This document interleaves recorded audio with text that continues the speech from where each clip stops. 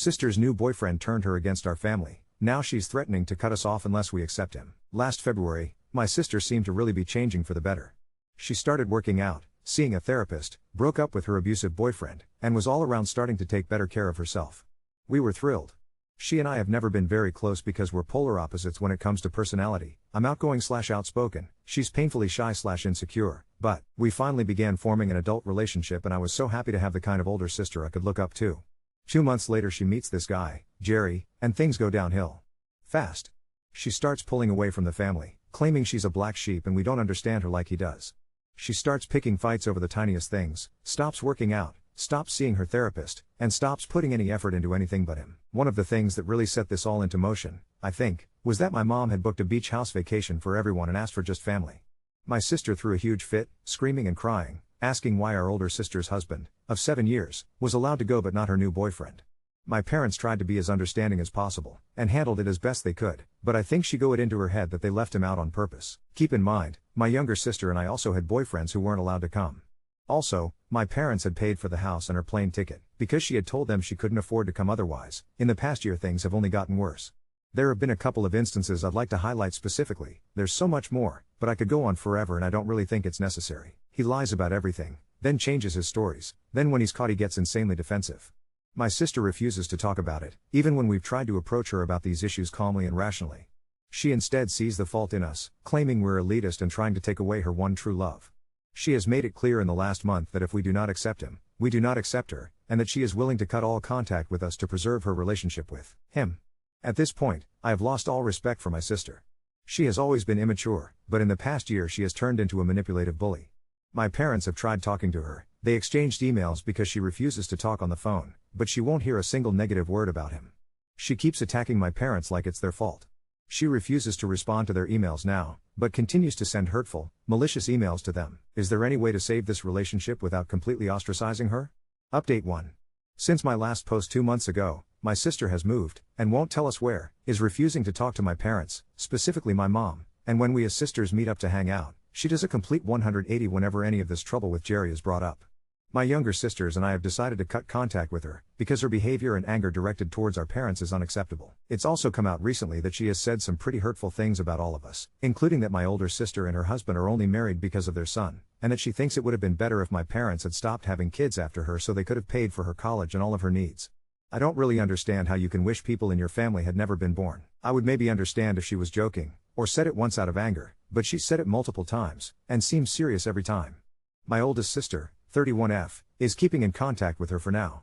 We think she's the only one allowed to see my sister because Jerry thinks that my oldest sister likes him. My oldest sister and her husband can't stand Jerry, but want to act as the bridge in case my sister ever comes to her senses. I don't know how much of my sister's behavior is influenced by Jerry, or if this is just her deciding to be cruel, but these past couple of months have been really hard. My parents tried to keep everything civil, but my sister seems to have this anger in her. She's taken to Facebook, pretty juvenile, I know, with declarations of being happy for the first time in her life, and verbally attacking family and friends who post anything that doesn't agree with her opinions wholeheartedly. She's really isolating herself from my family and all but 2 of her friends. They approve of Jerry, so they're welcome in her life. Anyway, my mom is done with her behavior. My sister took a trip to Iceland, and when my mom asked her how it was, my sister went off about how she's still upset that the family hates Jerry and she doesn't want to associate with us if we can't accept everything about him. She wouldn't even listen when my mom asked her to explain his behavior. She was completely irrational, and said some terrible things to intentionally hurt my mom's feelings. I think my dad is still hoping she'll come to her senses. He gets really defensive when any of us bring her up. He's always felt a special attachment to my sister, because they're the only lefties in the family and my sister has tried so hard to be like him. I understand that, but I think he's hoping for a day that will never come. Personally, I think my sister is comfortable in abusive relationships. She's always been a very manipulative person, and she's always wanted to be the black sheep of the family. Now, with Jerry, she has more of an excuse than ever. I think she's too arrogant a person to even realize how wrong she is about Jerry. If it seems like I have a lot of animosity towards my sister, it's because she's been intentionally cruel to my family and our family friends these past couple of months. She's said a lot of hurtful things to the people who have been so good to her, including to a friend who is dealing with cancer, and doesn't have time for her shit, and I think even if we are able to forgive her, we aren't going to forget. Update 2. Well, hey, I never thought I'd find one of my posts in any best of subreddits. Lol, not sure I want to go through the trouble of posting a legit update, but basically, 10 years later, they're married and being horrible people together. My sister pushed out a couple of kids, which Jerry of course uses as leverage to blackmail my parents into playing nice, aka not calling out his bullshit. Won't leave his kids alone with anyone in the family except the people who he thinks like him, so just my aunt and uncle at this point. My parents tried the whole "you're an asshole, here's our boundaries" talk, but that backfired and he threatened to cut my sister and her kids out of my parents' life, and my parents backed down immediately. Not great behavior if you want to stop a bully, but they want to make sure they can stay in the grandkids' lives, so I'm not pushing it. My dad finally acknowledged that not only is Jerry toxic, but so is my sister, so that's improvement at least. Nothing has really changed regarding my reduced/minimal contact with my sister. Thanks to a lot of support here and through therapy, I was able to figure out it isn't my nor my family's responsibility to fix my sister. It's also not my job to police other people's relationships. If she thinks her relationship is happy/healthy, and she's never asked my advice, what can I do? So I'm prioritizing myself and my mental health and letting her drown in her own bullshit. The last time I ever agreed to talk to my sister one-on-one, which wasn't really one-on-one because Jerry was clearly there listening in, she kept looking off screen and mouthing shit like we weren't doing a video call. She tried to take ownership of my childhood sexual abuse. Lol. Like, it didn't happen to me, it actually happened to her. I just kinda nodded and listened, all the while internally screaming. I can't imagine being so delusional, but when we ended the call I was more sad than anything. Why would she need to take ownership of something so traumatic and awful? I still don't understand it. Here's what I ended up doing overall. Number 1, when he makes disparaging comments about my sister/family in front of me, he likes to comment on her intelligence, her weight, her parenting loudly and in front of others. I call him out immediately. I can't say I'm super abrasive about it, but he has stopped making comments in front of me. Number 2, all of my contact with my sister is just to talk with her kids. Number 3, he doesn't get to be alone around me, my female family members, or our kids. No more forced hugs, no touching, nada. All in all, it's been a long 9 years of their bullshit with no real end in sight. I'd have to write a book to catalog it all, and I don't have the energy or time to give her anymore. I'm cordial to her and Jerry, and that's all they'll get from me. Update 3. I figured I was done wringing words out of this mess, but this last year decided to be extra, and I feel like I've been living in a badly written Lifetime movie that somehow still insists it's a documentary. The short version is, the ground shifted. Not a clean break, not a miracle, but the tectonic plates underneath all of us finally started grinding loud enough that even she heard it. My dad had a small stroke in January. He's okay, thank God. Slower with his left hand, more naps, the kind of scare that makes everyone suddenly learn what a durable power of attorney actually is. My parents met with a lawyer who had the energy of a bulldog in a cardigan, and what came out of it was a trust for the grandkids that bypasses spouses entirely. The money locks until they hit certain ages, it can only be used for education, health, that kind of thing, and my aunt is trustee because my mom and dad don't want to be the ones saying no to sob stories. You can guess who turned a very boring legal document into a Greek tragedy. He found out, of course he did. The man treats gossip like his personal career, and he blew a gasket. Threats about family loyalty, vague legal babble he clearly cribbed from YouTube, the works. He emailed me paragraphs at 3 a.m. about how denying generational wealth is child abuse and disinheriting sons-in-law is a hate crime. Cool, cool, cool. My mom didn't respond. My dad sent one line, "This is our decision," and then turned off his phone and sat with me on the couch and watched a cooking show where British people apologize for underbaking things. He cried a little, which he doesn't do, and said he feels like a bad father for not fixing her. I told him he's not a mechanic and she's not a carburetor, and then we ate toast and butter like normal humans and pretended the email didn't exist. 2 weeks later I got a call from the school. I didn't even know I was still on their emergency contact form. "No one is answering," the secretary said, and I could hear a kid crying in the background, and for one hot second my heart just stopped. It wasn't a tragedy. It was a fever in a puke bucket. I signed my niece out while the counselor watched me like she was trying to x-ray my soul through my sweater. My niece climbed into my car like she'd lived there her whole life, kicked off her shoes, and told me Daddy hates the school nurse because she's on the government side. Yes, that exact phrase came out of a child's mouth. She was sticky with grape popsicle and she asked if she could see Pop Pop, and I said yes, and then I messaged my sister, and what arrived in my messages was a tidal wave of all caps about boundaries and kidnapping. Then nothing. Then, 6 hours later, a 2-line text, "Thank you for picking her up. Please ask next time." If you've ever tried to read tone into a text like that, you know the exact sick little seesaw I rode for the rest of the night. The school counselor called me the next day and asked if I could confirm that the kids were safe at home and had food. She couched it in a lot of gentle words, but I understood what she was really asking. I told her I believed they were safe, and that yes, there was food. I also gave her my number and told her to call me anytime. My sister called me a snitch and then, again, hours later, sent a photo of the kids making pancakes like she needed to prove cupcakes next to a fruit equals wellness. It's such a bizarre ballet, This dance she does where she slaps and then puts a band-aid on the place she slapped and refuses to acknowledge the slap happened. Younger sister's wedding happened in March and went exactly how you think. My sister RSVP'd no because of scheduling conflicts and then showed up anyway with the kids and an attitude that could cut glass. Jerry wore a suit he clearly bought in 2012 and called it classic. He made a production of not letting the kids sit with my parents at the ceremony because we want a model nuclear family. During the reception, he cornered me by the dessert table and did his thing where he's smiling but his eyes don't blink and said he heard about the trust and wanted to clear the air. I told him there's no air to clear because it isn't his. He said my parents were weaponizing money and I said he's been weaponizing those kids for years and maybe he should sit this one out. He took a very loud deep breath through his nose and then pivoted and made a toast. If you can call 3 minutes of word salad about loyalty and how marriage is a choice to fuse as one mind a toast. The DJ muted his mic halfway through and started ABBA. My sister did not make him stop, but when he tried to go for round 2 she put her hand on his forearm and I watched her squeeze. It was tiny. Nobody noticed it but me. I don't know why that little squeeze of her fingers made my stomach drop through the floor. It might have been the first time in years I've seen her tell him no without words.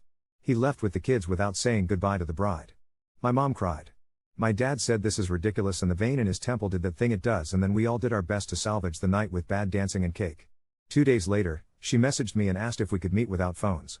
If you don't think I stared at that for 10 minutes with my mouth open before replying, you don't know me, at all. We met at a park. She came alone. She looked tired. Not the tired of a mom, not really, the tired of someone who's been spinning plates for so long she can't hear anything over the crash of the last one falling. I need a favor, she said, like we were kids again and she was asking to borrow a shirt. She wanted me to help her open a P.O. box. She said she kept getting mail issues, which we both know is code for he reads it. She asked me how to set up a bank account he wouldn't see. She asked if I would keep a copy of the kids' birth certificates for safekeeping. She never said I'm leaving him and I never asked her to. We did the things. We walked into a post office like regular humans and filled out stupid forms and made tiny normal decisions. We went to my bank where the clerk clearly clocked what was happening, because she was very gentle and very thorough and slid me a pamphlet about resources folded like she'd done this 1,000 times. We went back to my place and I took a manila envelope and wrote kids on it with a Sharpie, and she tucked documents inside like they were gold. She asked if she could leave a duffel bag with some clothes. She said it was just in case. She made a joke about how ugly the duffel bag was so no one would want to steal it. She laughed at that joke and then she cried and I didn't touch her because she has always hated being touched when she's crying. She asked me not to tell Mom. I didn't. He found one of the bank alerts anyway, because he's a forensic accountant when it comes to other people's privacy. He called me from an unknown number and informed me I was interfering in a marriage. I said I'm eating soup, Jerry, and he hung up. He showed up at my parents' house while my dad was at physical therapy and told my mom he was going to consult a lawyer about grandparent boundaries and my mom, who is 5'2" in her socks, told him to get off her porch and that there is nothing he can say that will scare her more than having to learn how to pronounce the names of the medications her husband is on. He left. The next day, a wellness check showed up at my door. The officers were apologetic when they saw me stirring mac and cheese and a dog sleeping on the mat. It was clearly petty. I smiled, I showed them my cleanish kitchen, and my very threatening house plant. Meanwhile, his side hustle grift pivoted to kid sports. He's got the kids in 3 leagues each because idle hands are dangerous, which translates to he needs an audience. He started a GoFundMe for league fees with a sob story about how my parents cut off support as punishment for loving the wrong man. It was written in first person and then switched to third halfway through like someone who plagiarized from his own diary. A neighbor sent it to me with a handful of eye roll emojis. I reported it and so did 5 other people, and it came down in 2 days. He posted on Facebook about family traitors. I muted him. My sister texted me we are fine, please don't escalate. I didn't respond. In April, older niece FaceTimed me from the floor of her closet. It was dark, she had the phone pressed up against her nose, you know the angle kids do, all nostrils and fear. Mom says we can have safe people, she whispered. You are safe. I was on a work call. I hung up without a goodbye like a villain and talked to her until she decided she wanted to talk about the tooth she lost and how the tooth fairy wrote in cursive and do you know her real name? She showed me a drawing of a house with a big blue door. This is where I go when I have a headache, she said. I said her house was beautiful. She asked me if Grandpa's brain still hurts. I said only when the weather is weird and the baseball team loses. She laughed at that. Kids are so brave it makes me angry sometimes. If this reads like a pendulum swinging back and forth and never choosing a side, welcome to my skull. Then, July happened. Jerry got arrested. It wasn't cinematic. No SWAT team, no orange jumpsuit and a courtroom montage. It was a garden variety DUI after he sideswiped a mailbox on a cul-de-sac and tried to convince the officer that he was allergic to the standardized field sobriety test. He blew just over the limit. My sister called me at 2:11 a.m. and said, "Can you come get us?" Her voice was flat. The kids were in pajamas, the youngest had a backpack with a stuffed snake and 4 granola bars. We put them in my guest room and they fell asleep like they'd been practicing it all their lives. She sat on my couch and I made tea and she stared at the tea light like it owed her money. I don't know what to do, she said eventually. You don't have to know tonight, I said, because that's the only true thing I had in my pocket. In the morning the house felt like the way I remember Saturdays feeling when we were teenagers, quiet, and a little messy, and full of promise. The kids fed my dog carrots. My sister helped me fold towels while the youngest narrated to the towels like they were at a parade.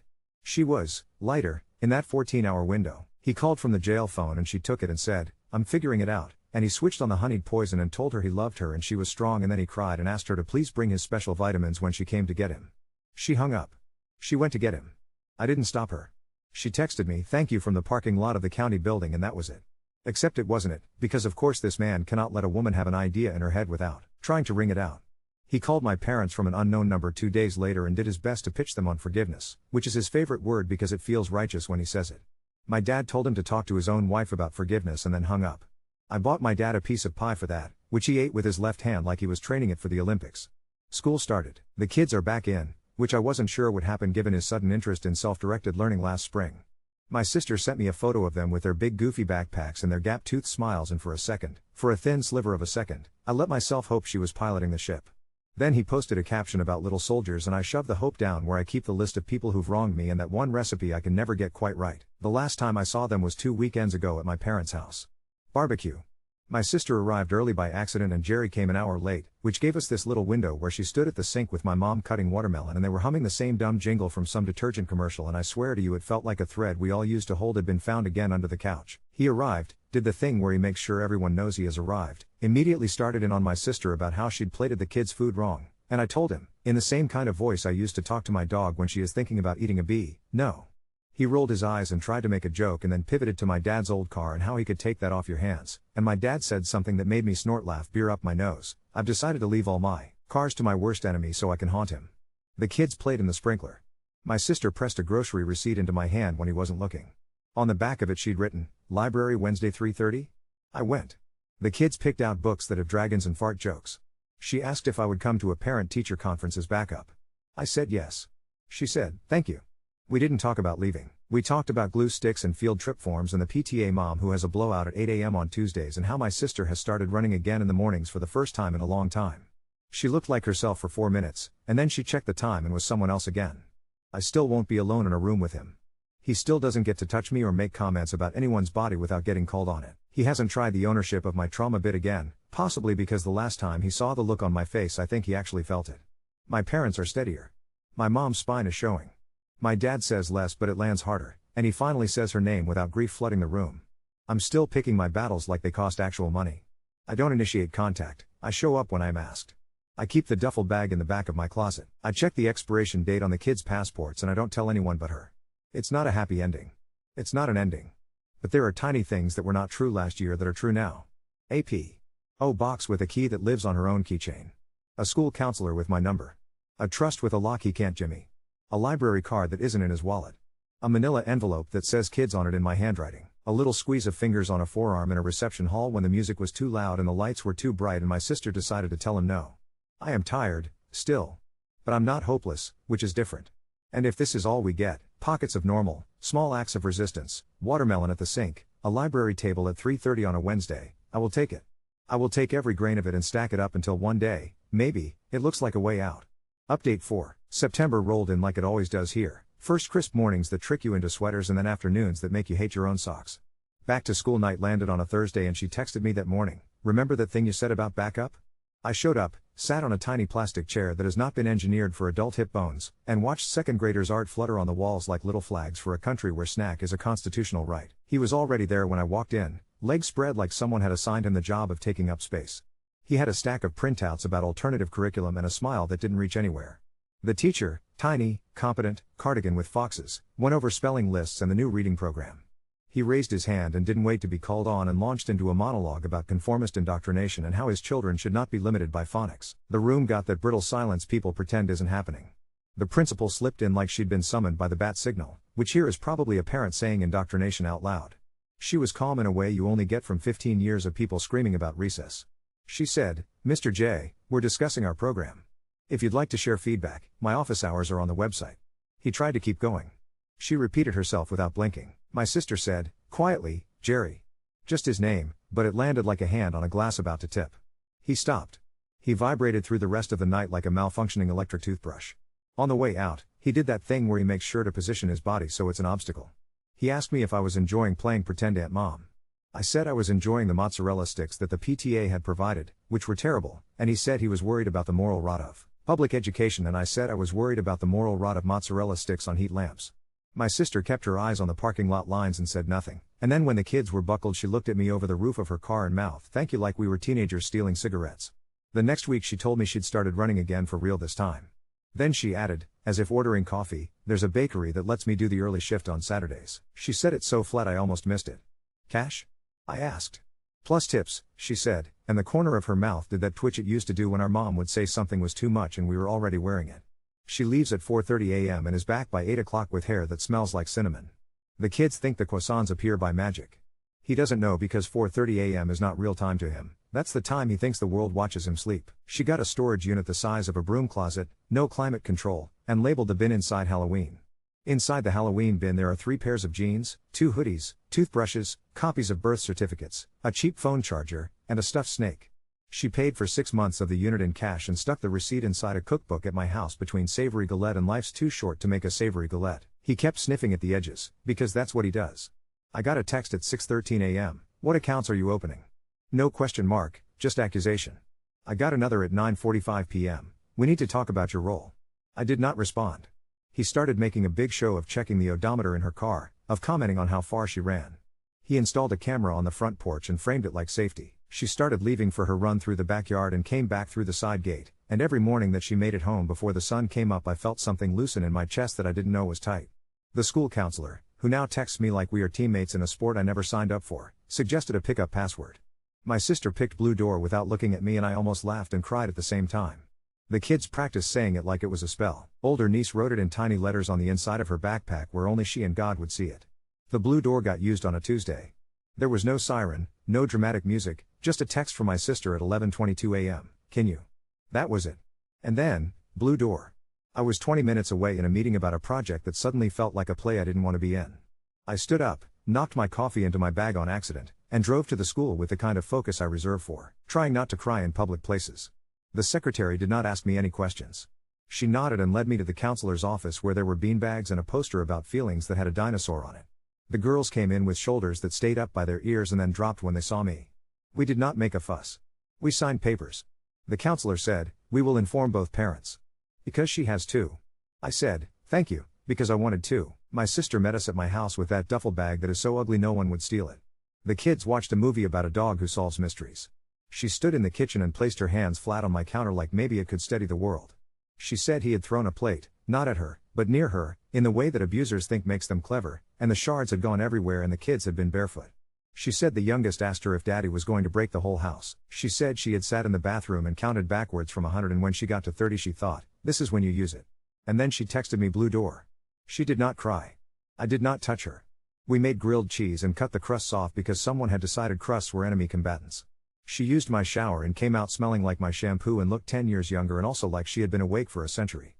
He called and called and called. He emailed my work account, which he somehow dug up, and wrote a paragraph about kidnapping and a paragraph about false narratives and a paragraph about how I had always been unstable.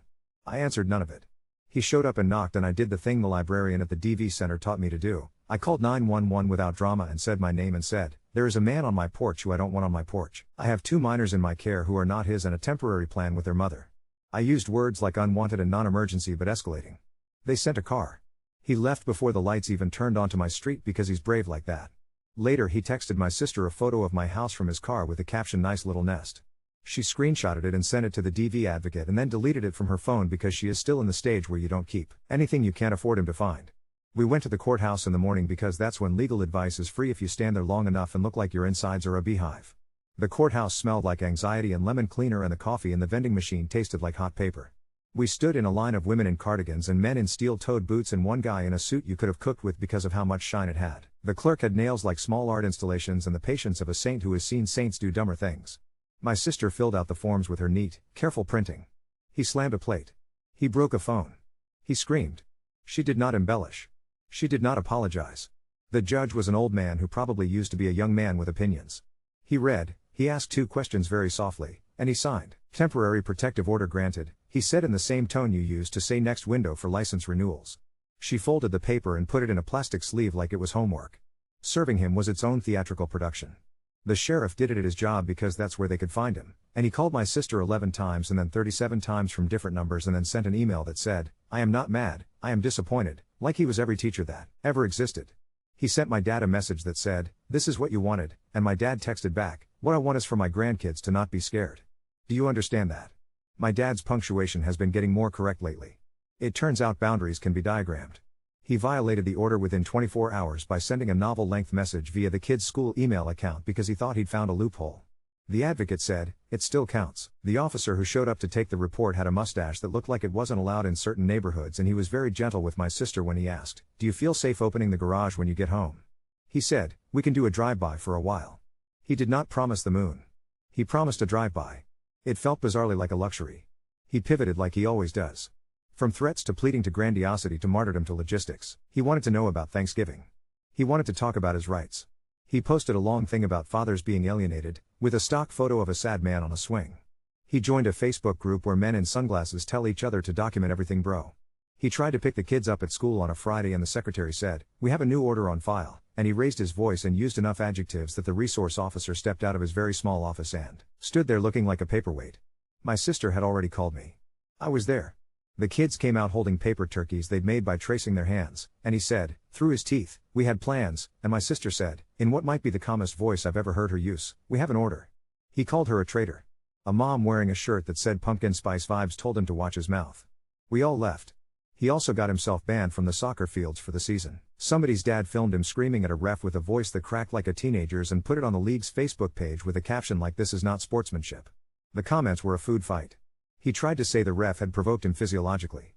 The league sent an email with code of conduct in the subject line. He called it censorship. My niece asked me if her dad could still come to games. I said adults need time out sometimes, and she nodded like that was enough. I took my sister to see a lawyer who looked like an elementary school art teacher crossed with a freight train. The office had plants that were thriving and a water cooler that gurgled in a comforting way. She had a list printed out about what to expect when you file for separation in our state, and another about evidence that did not include your soul but might as well have. The lawyer said words like temporary custody, supervised visits, status conference. She did not promise a fairy tale. She promised paperwork. My sister nodded and then said, "I can do paperwork." We paid the retainer out of the savings account with a name that isn't her married name. I wrote for groceries in the memo line because it made me feel like we were tricking something. There was a week in October where she stayed at my place with the kids, trial run style, while he did his mandatory DUI classes and then sulked so hard you could feel it through the walls. The house expanded and contracted with them like it was breathing differently. There were shoes everywhere. My dog learned new words like gentle and no, he's eating the crayons again. We made Halloween costumes out of old t-shirts and cardboard. The little one wanted to be a mailbox. We made a mailbox. It had a flag that moved. It was perfect. During those 7 days, she slept, really slept, the way people do when they're not counting seconds between threats. She had dreams she remembered. She texted me one morning from the living room, even though we were in the same house, that she had a dream she was driving a car and every time she tried to turn on the blinkers only the windshield wipers worked. I told her that's everyone's dream right now. She laughed into her blanket. He filed something, because of course he did. His version of the story had him as a beleaguered father and my sister as unstable and me as enabler. He used phrases like weaponized bureaucracy and systemic anti-male bias. The judge at the first hearing told him to lower his voice twice. He called the judge sir, which felt like the wrong century. The court appointed a guardian ad litem. The guardian ad litem spoke to my nieces and then stood in our kitchen and looked at the magnet collection on my mom's fridge and asked the girls who made which magnet, and I watched my older niece point and claim with her whole body, and then the guardian asked very soft questions about screaming and plates and whether anyone ever touched them in a way that made their bellies feel bad. She made a joke about the dog that made them giggle. She wrote things down with a pen that had a flamingo on top. Thanksgiving happened in spite of everyone. My parents made 2 turkeys because my dad forgot he had already bought one and my mom was not going to cancel a bird. We ate at 4 like the kind of people we used to make fun of. He didn't come. He sent a message that used the words boycott and toxic and sheeple. My sister brought a store-bought pie and took credit for it when my mom insisted on giving it to her. After dinner, my dad and my older niece sat on the couch and he taught her to deal cards with one hand and she said, Pop, you're bad at this," and he said, "I'm training my hand to be sneaky," and she said, "Like a spy," and he said, "Exactly." The little one fell asleep on a pile of coats like a raccoon. My sister and I did dishes in a comfortable silence, the kind that is an apology and a promise without words. Right now, today, She and the kids are in a 2-bedroom above a nail salon that smells like acetone and hope. The windows face west and the light slants in like it's been pouring the whole time and just needed someone to open the jar. The rent is not cheap, but it is hers. The locksmith came the day she signed. She bought a thrift store rug that somehow ties the room together even though it is objectively ugly. There are 3 plants on the windowsill that are on their way to either surviving or teaching us something about ourselves. The girls share a room with bunk beds and an enormous world map with stickers on the places they'd like to go. Iceland, because the Tooth Fairy wrote in cursive from there. A house with a blue door, which we decided counts as a place. There is a spreadsheet taped inside a cupboard with times and places because court is a logistical hell, but the boxes have been checked more often than they haven't. He gets supervised visits at a community center with a mural of fish.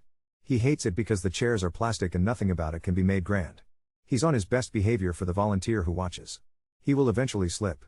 People like him can't stand not hearing the echo of their own voices. I still won't be alone in a room with him. He tried to approach me once in a grocery store by the rotisserie chickens because I guess he wanted to ruin those for me too. I said no, and pointed at the floor like you do at an unruly dog, and a woman I don't know in a denim jacket cleared her throat in a pointed mom way and he got embarrassed enough to retreat to the potatoes. I called my sister and she said, "I'm sorry," and I said, "Don't be," and then we talked about whether the kids had outgrown their boots. The duffel bag still lives in my closet in case this is a false spring. The copy of the passports are where they always are. The P.O. box keeps receiving mail that is boring on purpose.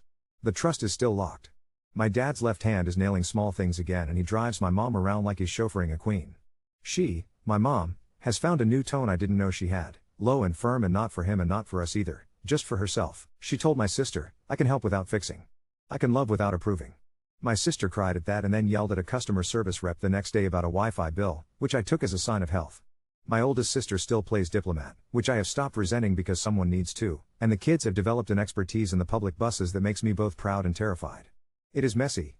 He still exists. He is still a problem that wears a person suit. There are days the girls come home from the supervised visits with new phrases that aren't theirs, like little landslides you have to shovel. There are nights my sister is brittle and nights she is soft. There's a bat in the hallway closet we call the noise stick even though we live on the 2nd floor and the only thing it has hit is a persistent spider plant. There are quiet Sunday mornings where someone burns pancakes and nobody yells, which feels like an award-nominated miracle. There was a Tuesday when the girls set up a library under the dining table and charged us in acorns. There was a Thursday when the laundry flooded and my dad came with a wrench and made 3 jokes about plumber's cracks and then did the work with 1 good hand and 5 decades of competence. If you want an ending, I don't have one. If you want progress, we have stacks of it, paper thin, but high. A key on her keychain that isn't also on his. A mail slot with her name alone. A judge's signature that makes him swallow his words for a few hours at a time. A world in which the girls know that blue door means a person shows up and pancakes happen and nobody breaks anything to make a point. It's not freedom like movies do it. It's not clean. It's a life that has small doors in it we can open when we need to. And for the first time in a long time, when I picture my sister's future, I don't see a cliff. I see a sidewalk, uneven but real, with chalk drawings and a rug I hate and a nail salon downstairs that plays the same song on repeat and somehow, the whole thing feels like a way forward.